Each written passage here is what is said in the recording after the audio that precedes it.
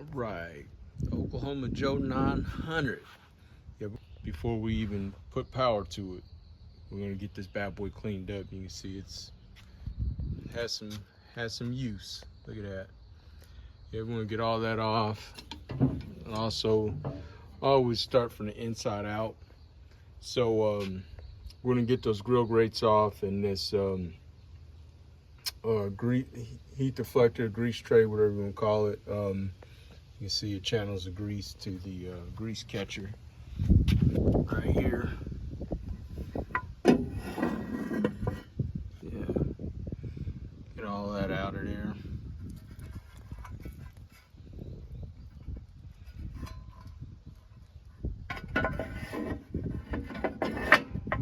That, and then yeah, she just needs a good cleaning.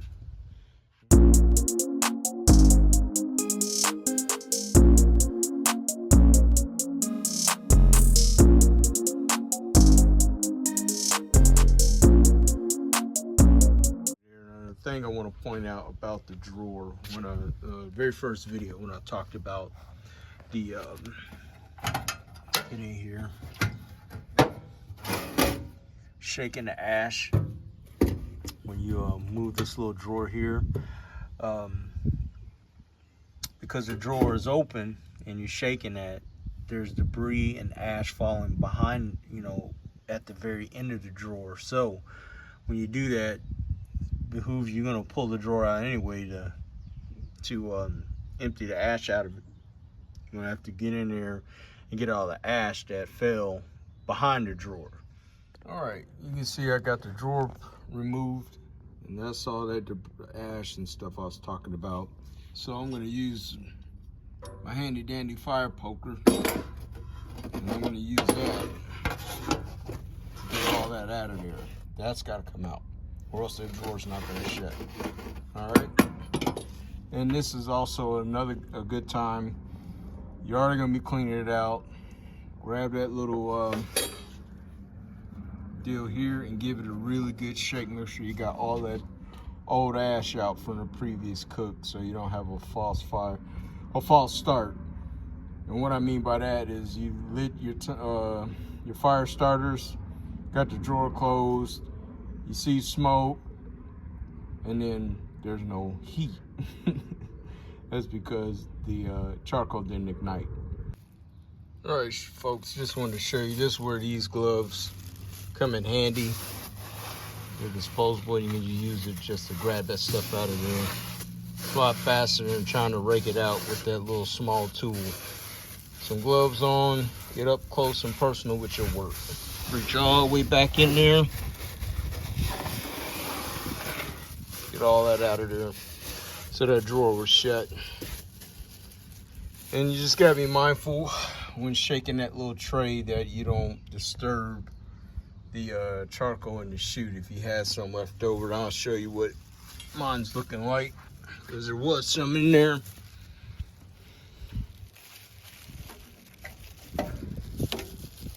See that? If I'd have really got aggressive with shaking that, that would have fell all the way down in there. But now I can knock it down. We got a screw loose here, so let's get that tightened up. But yeah, charcoal's ready. But you know what? I'm gonna pull that charcoal out. I'm going with some Jealous Devil lump charcoal for this cook. So I'm gonna get that stuff out of there and put the Jealous Devil in. I'll be back. Right, charcoal's all out.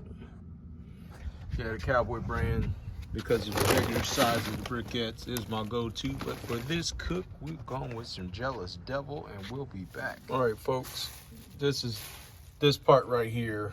I'm gonna remove it, and I'll be using my plastic putty knife here.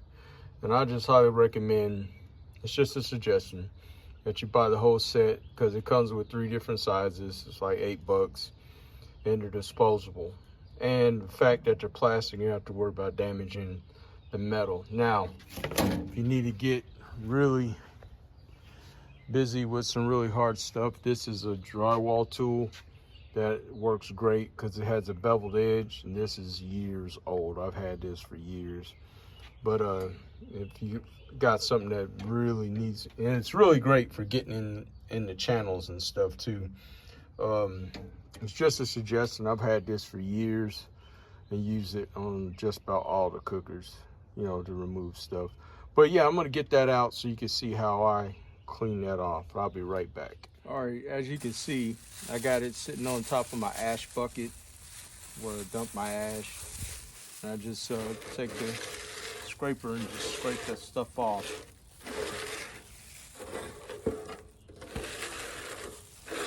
Yes, I do this before every cook for the simple fact I don't want the last cook on my new cook. This stuff will be burning and it'll cause a bad taste in your meat or in your food, whatever you're cooking. So you don't want yesterday's cook in today's cook. And what I was talking about, you can see there's some stuff right here that's a little tough. That's where the metal one comes into play.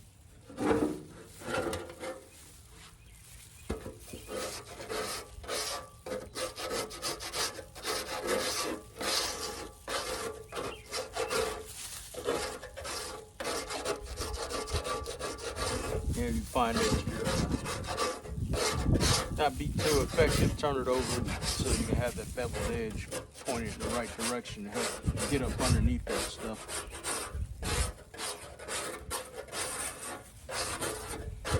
You can see in them on the sides here.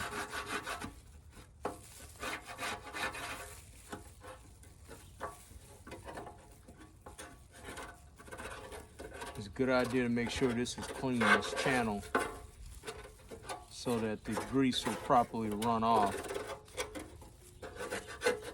And the thing I like about this tool, there's a flat edge and then you got a pointed edge. And I turn that joker wherever I need it.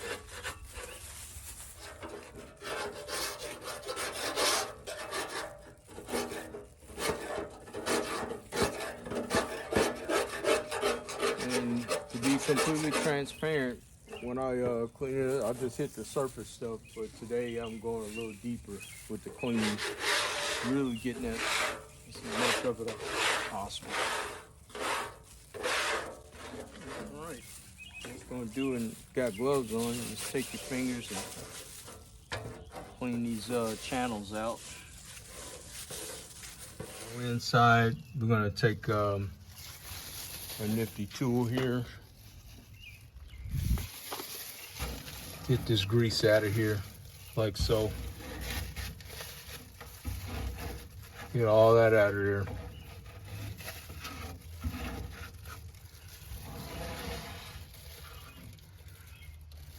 You can see it's on both sides, so there's not much down there.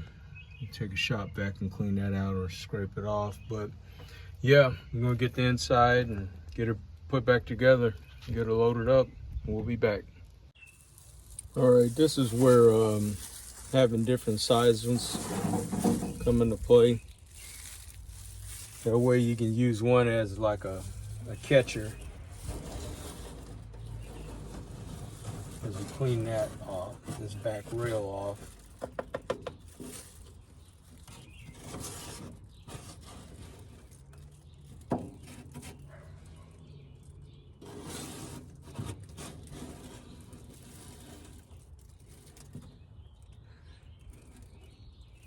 And you use the big one as a catcher, while the other one's a scraper. Come back across with that top, should do the top first. You guys get the picture. You know how well I'll be able to pick up, yeah, this area right here. That's the channel for the grease catcher.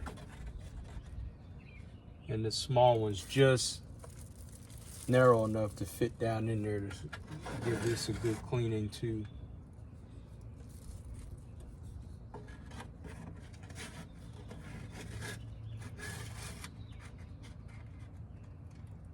Yeah, it's perfect.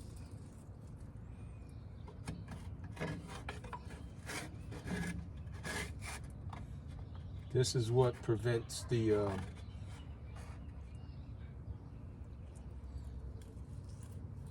having a bad day at the cooking if you don't stay on top of maintenance. This is part of the game. Gotta stay on top of your maintenance. All right, got her nice and cleaned up. And you wanna make sure the hose is not blocked up. This is your drain for your grease catcher. But yeah, in the ash that was on here, I just held my hand under here and scooped it under so it ain't falling down on top of the dampener. Or better yet, you could have left the dampener open so the mess would just fall right down into the drawer. But yeah, we got her all nice and cleaned up. We're gonna get it all put back together and get this baby fired up. And as I said, going with the Jealous Devil extra large lump. It's a 15-pound bag, so we're gonna be pouring all that in there since we got a 16-pound hopper. So all that's going in there.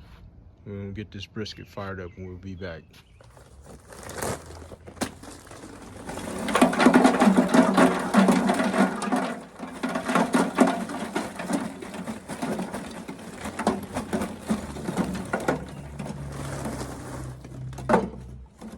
We're gonna be mindful of pieces like this. I'm gonna set that aside.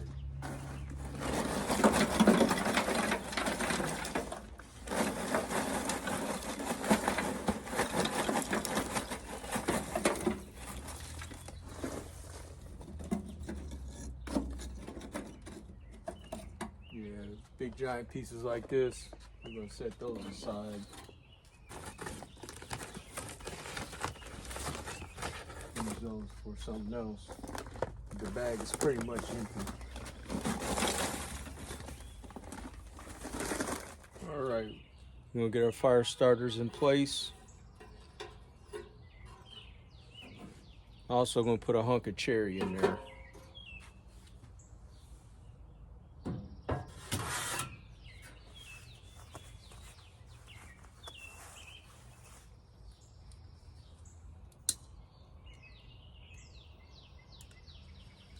All right, got our charcoal lighters lit.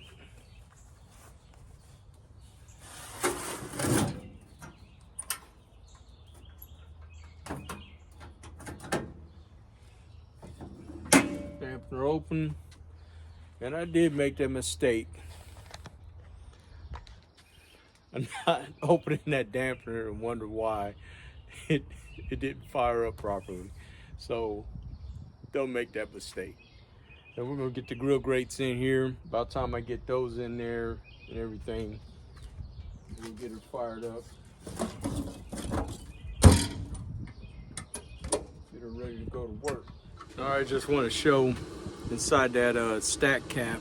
It was pretty gunked up with creosote. It's a tar-like substance, you know, from the wood burning and whatnot. But yeah, I'm gonna get that cleaned up, and you can see that the stack also had some that creosote stuff on there.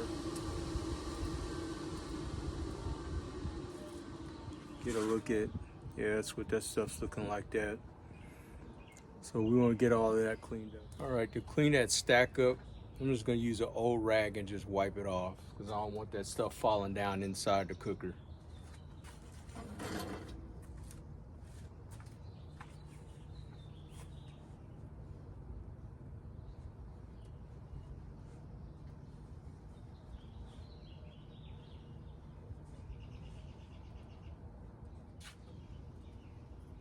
Back on there.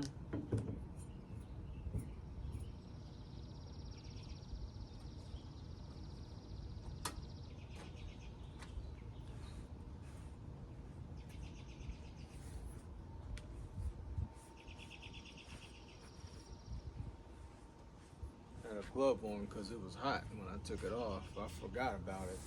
So I saw all that stuff clumped up on there. But yeah, now let's get that brisket ready. and get on with that cook.